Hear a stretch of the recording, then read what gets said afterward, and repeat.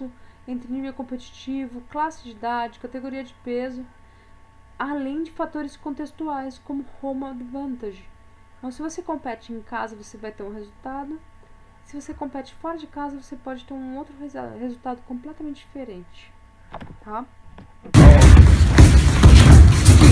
Esses são os exemplos de como prescrever entrada de golpe.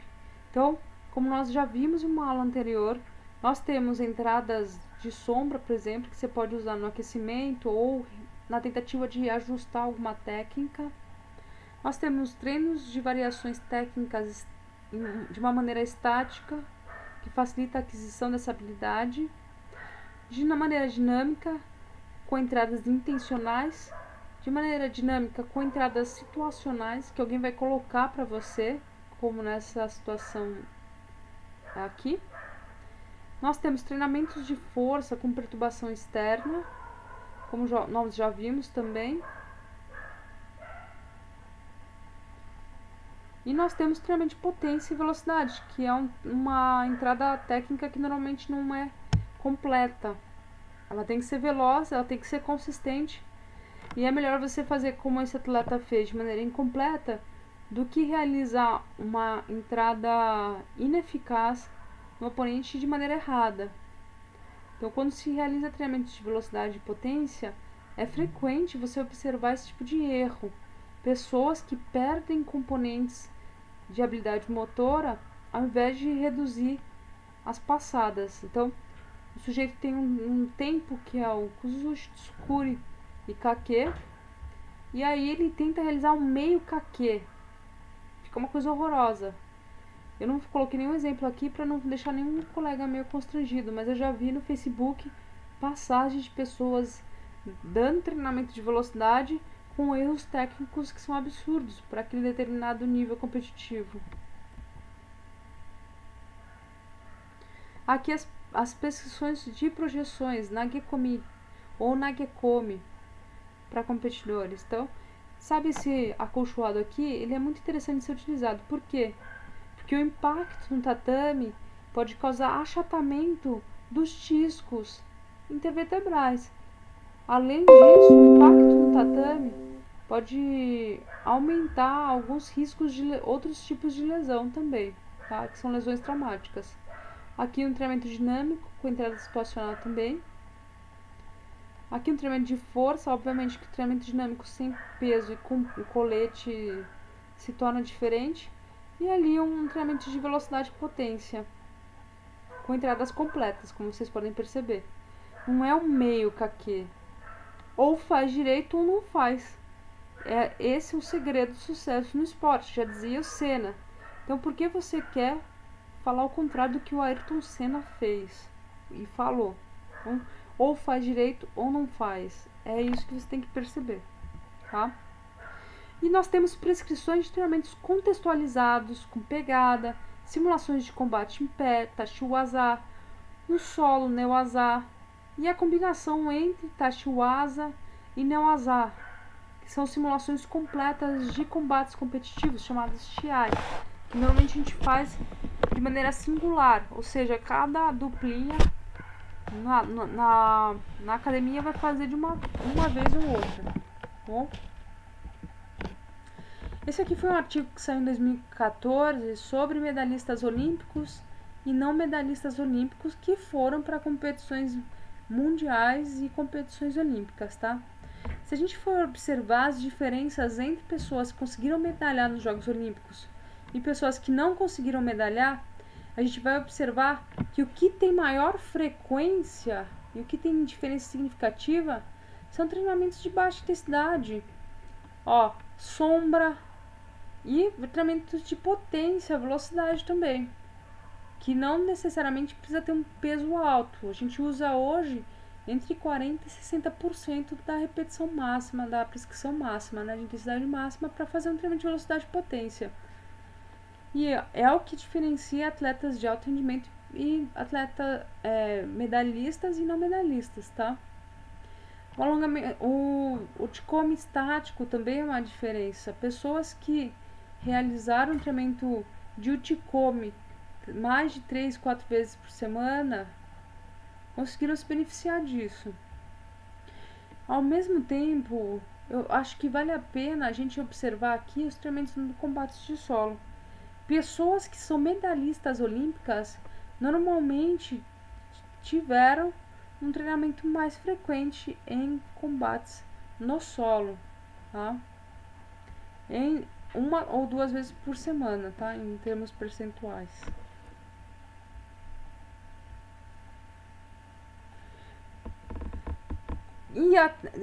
Isso é uma coisa interessante aqui também. Vocês conseguem observar que aqui o treinamento de combate de solo, uma ou duas vezes por semana, é muito frequente? E aqui, medalhistas não olímpicos, eles têm um percentual maior, em 3, 4 vezes por semana, de combate no solo. A diferença aqui central, eu acredito que seja a observação de que uma intensidade alta talvez não seja necessariamente associada com o desenvolvimento de habilidade motora, tá? Então, se a gente for observar, notem que o treinamento em pé, que se chama randori ou simulação de combate, também é baixo em quem realiza, quem é medalhista olímpico comparado aos não olímpicos. Esse cara aqui, ele tem um treinamento muito mais volumoso do que esse cara aqui. O que isso significa do ponto de vista fisiológico? Quando a gente aumenta o volume, o que acontece com o corpo? Essa é uma pergunta que vocês vão ter que responder, tá? Se eu aumento o volume de treinamento, o que acontece com a intensidade? Ela pode diminuir? Ela pode aumentar? Se ela se mantém intensa e alta, o que pode acontecer com o corpo? Pode aumentar o risco de lesão? Não pode aumentar o risco de lesão? Essa é uma pergunta que eu tenho para vocês, tá bom?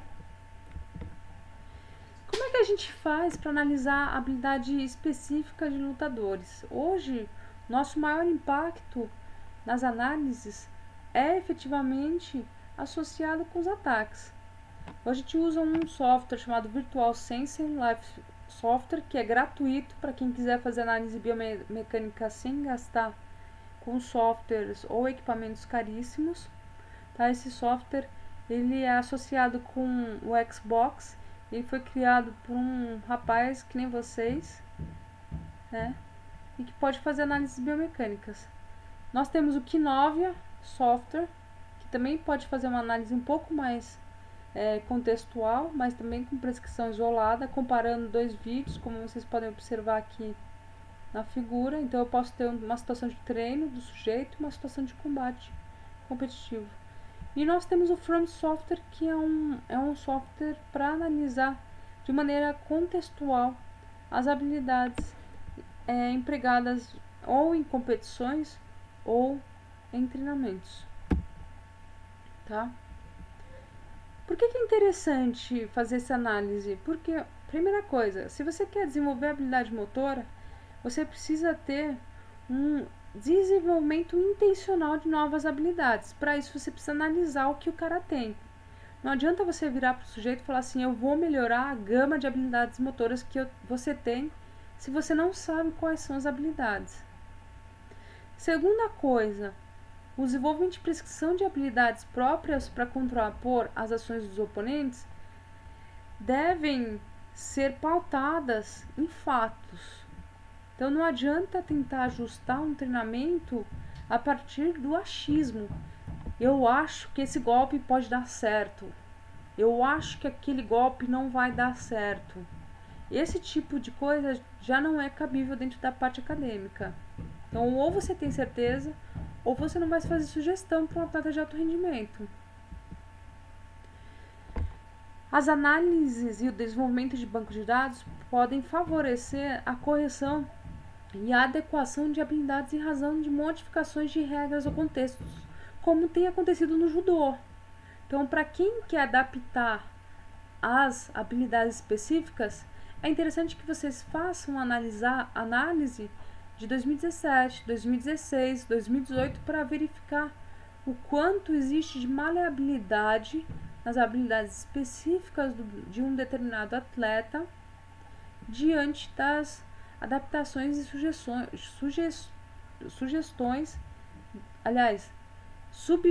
você acaba se submetendo a uma nova regra o tempo todo. Então, como esse atleta ele vai reagir a cada uma dessas modificações das regras.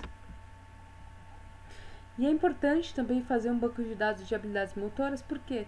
Porque você vai ter referencial para trabalhar e você vai poder comparar e verificar quais são as diferenças entre um mesmo atleta e comparando com outros atletas também, que é inevitável que você faça isso. Isso vai motivar muito os atletas de vocês, se vocês forem fazer. Isso é extremamente interessante, por quê?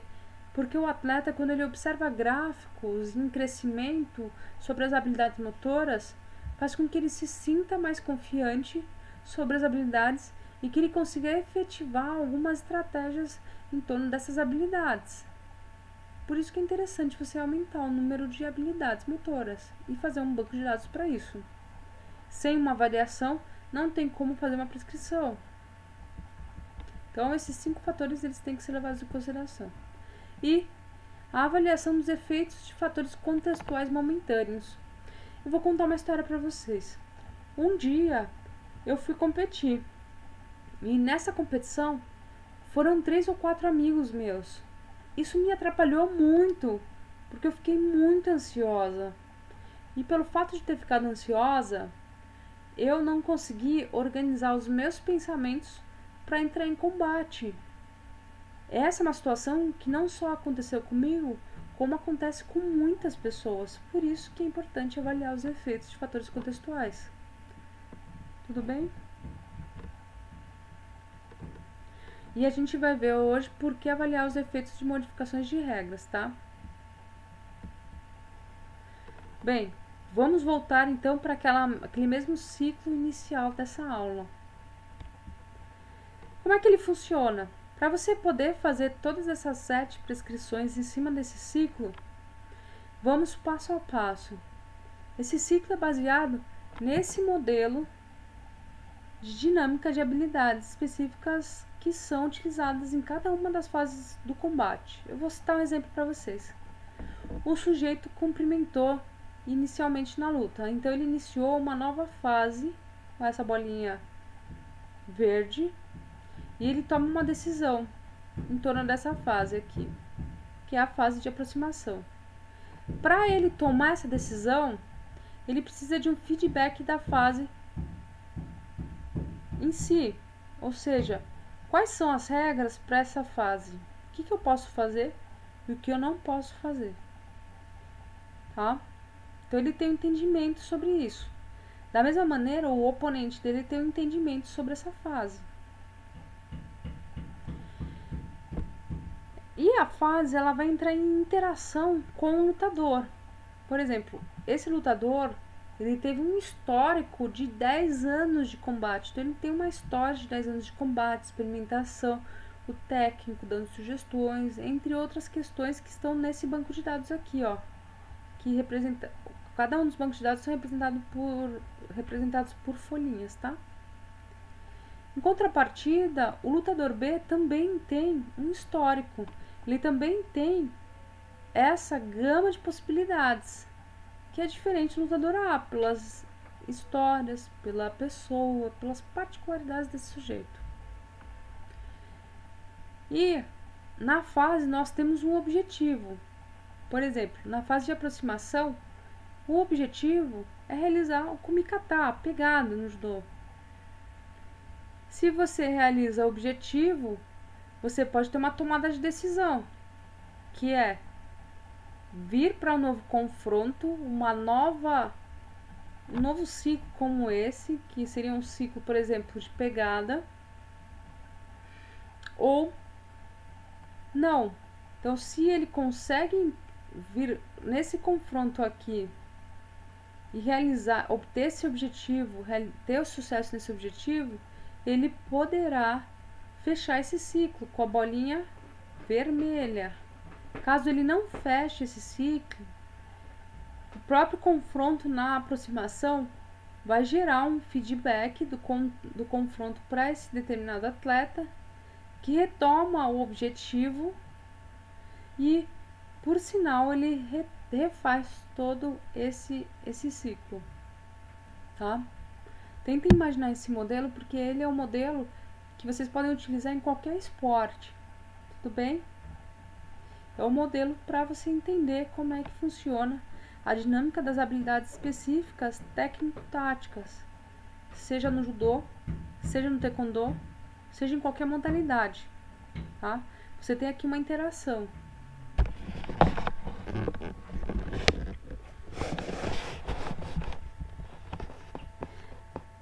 E então, acho que deu para entender bastante essa parte, né?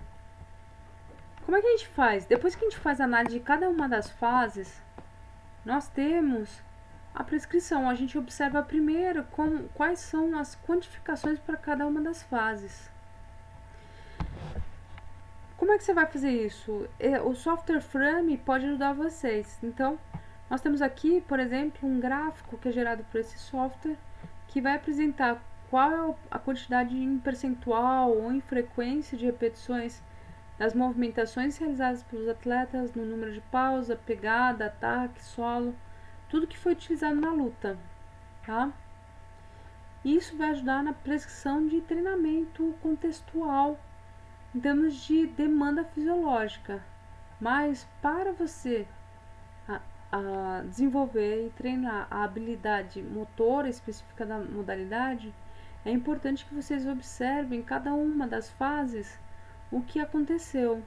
Por exemplo, na fase de entrada de técnicas de aplicação técnica, pode ter acontecido uma técnica de pé, de quadril, de braço, de sacrifício. O sujeito também pode ter utilizado técnicas de ataque no solo. Então existe uma série de variáveis aqui que precisam ser observadas. Existem, né? Como é que o Frame funciona? Você vai fazer a análise. Isso é uma outra aula, porque é uma aula que precisa ter precisão para a gente poder observar quais são os critérios para cada uma das habilidades observadas. E aí ele solta essa folhinha aqui.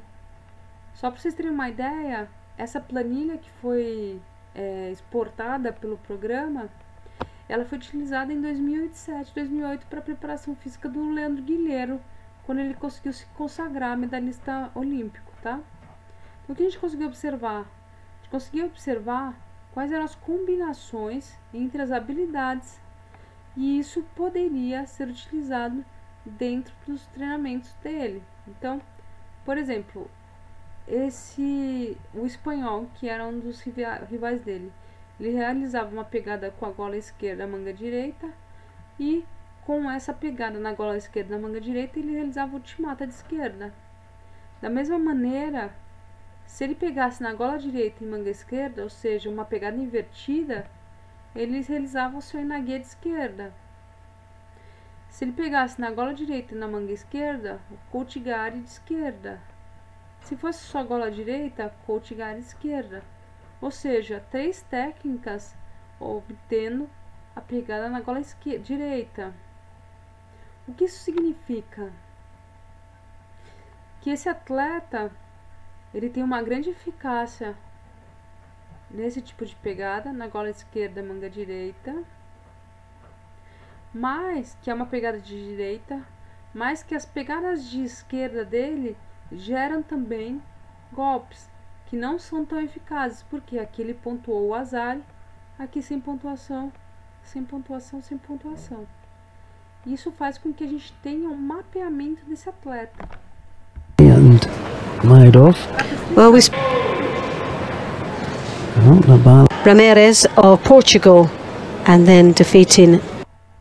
Quando você mapeia essas habilidades específicas, você consegue observar realmente quais são os tipos de aproximação, quais são os tipos de pegada. Por exemplo, mulheres realizam menos tentativas de pegada que homens. Por quê?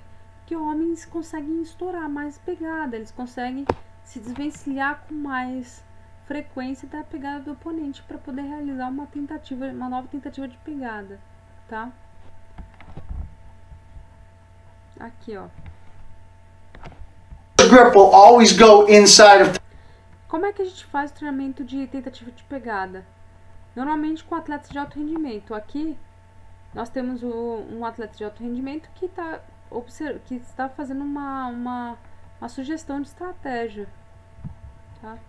The grip will always go inside of Tyler. So as he reaches, I reach inside. O que ele está dizendo? Quando ele tenta pegar, eu já tento pegar dentro. Por quê? Porque essa pegada cruzada permite maior número de ações defensivas e ações ofensivas também. Então, quando a gente faz essa pegada aqui cruzada, a gente faz uma tentativa de perturbar o oponente, além de tentar atacar. Como é que eu treino isso? Esse tipo de treinamento, ele merece um pouquinho mais de atenção na parte técnica, mas também na parte tática contextual de combate, como acontece nesse caso aqui. 2 atletas de alto rendimento que realizam tentativas de pegada distintas. Ah, professora, eu não tenho um atleta de alto rendimento para treinar com meu atleta. Vocês podem fazer perturbações com outros implementos, como nós vimos em sala de aula. Por exemplo, usar luva de algodão para poder escorregar a pegada e você realizar uma nova tentativa de pegada. The grip will always go inside of Tyler. Então, como eu já tinha falado, você tem uma pegada simétrica, a Yonsu, e pegadas assimétricas, Kenkai-Yonsu, que são típicas para a defesa. Olha o tamanho do TED. Você vai pegar uma pegada simétrica ou uma pegada assimétrica? Obviamente uma pegada assimétrica para manter ele afastado, teoricamente falando, né? E nós temos diversas combinações de pegadas associadas com golpe que podem ser observadas pela tipologia de pegada. Então, por exemplo, se eu pegar na manga direita, quais são os golpes que eu entro? Gola direita, gola esquerda, manga esquerda, assim consecutivamente. Para vocês terem uma ideia, mulheres realizam mais pegadas na lapela esquerda do que homens, tá? E na manga direita e manga esquerda. Por quê? Numa tentativa de manter o oponente afastado sem controle sobre o próprio corpo. Ou seja, se eu sou mulher, normalmente eu treino com quem? Homem ou mulher? Homem, né? Que a luta de judô de domínio masculino. Então é natural que eu tente inibir a ação da força do cara que treina comigo. Como é que eu vou fazer isso? Me aproximando? Não. Obviamente pegando nas mangas para que esse sujeito não tenha tanto controle sobre o que eu faço dentro do combate. Então, é assim que normalmente existe movimentação dentro dos treinamentos.